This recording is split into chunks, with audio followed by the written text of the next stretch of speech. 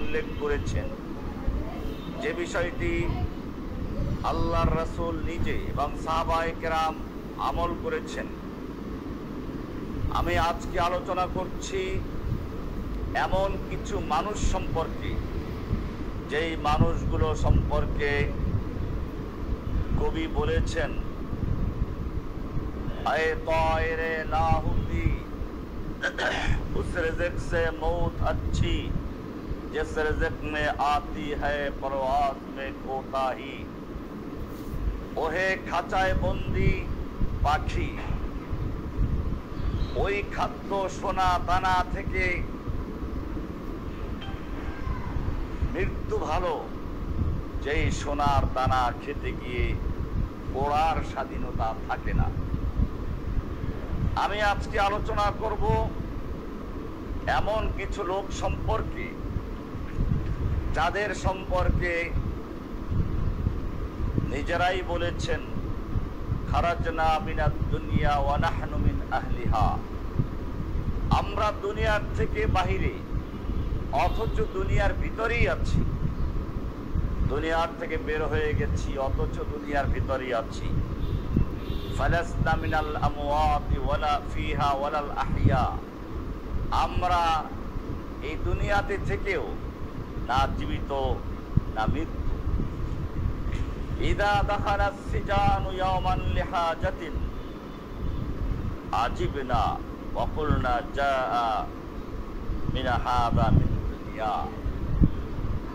যখন কারারক্ষীরা দিনের বেলায় রাতের বেলায় ডিউটির পালাক বদল হয়, দলে দলে ঢুকে, তখন আমরা মনে মনে ভাবি, হ্যাঁ, এ লোকগুলো দুনিয়ার থেকে আগমন করেছে, দুনিয়ার থেকে এসেছে। আমরা দুনিয়াতেই আছি, অথচ দুনিয়ায় চলার স্বাধীনতা নেই।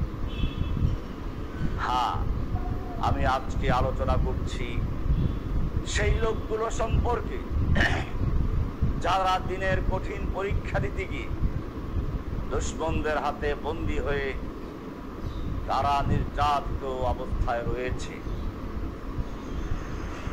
যারা বিশ্বের বিভিন্ন কারাগারে চরম নির্যাতন সহ্য করে দিন প্রহার করছে, দিন গুনছে কবে তাদের বাহিরের ভাইয়েরা তাদের জন্য মুক্তির ফয়সালা করবে।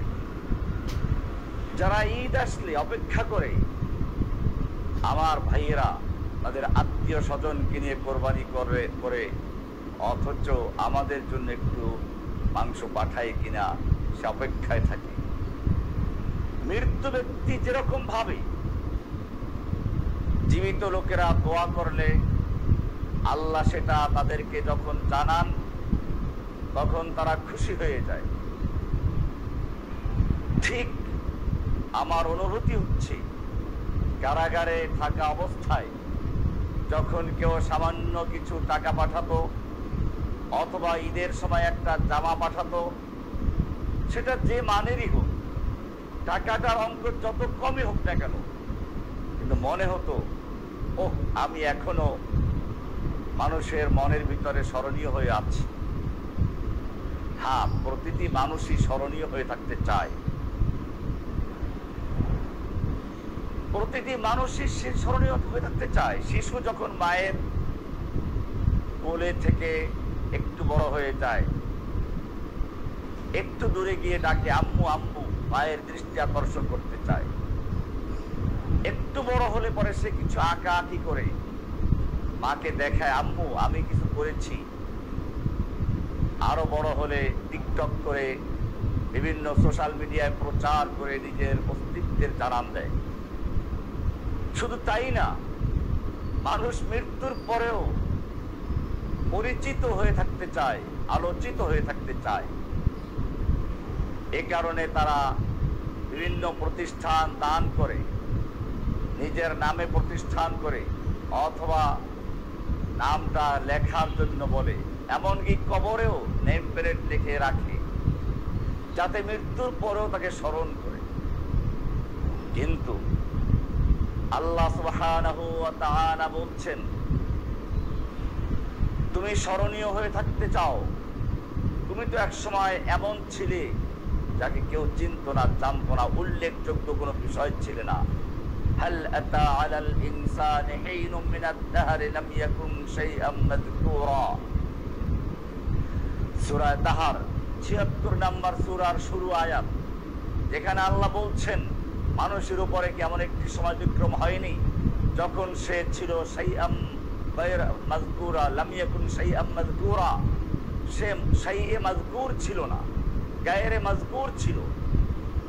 তার উপরে একটা বিশাল সময় চলে গেছে, এই পৃথিবীর সূচনা থেকে তার মায়ের পেটে আগমন পর্যন্ত, এমনকি মায়ের পেটে আসার পরেও সন্তানকে কেউ চিনত না, জানতো না, মাও জানতো না।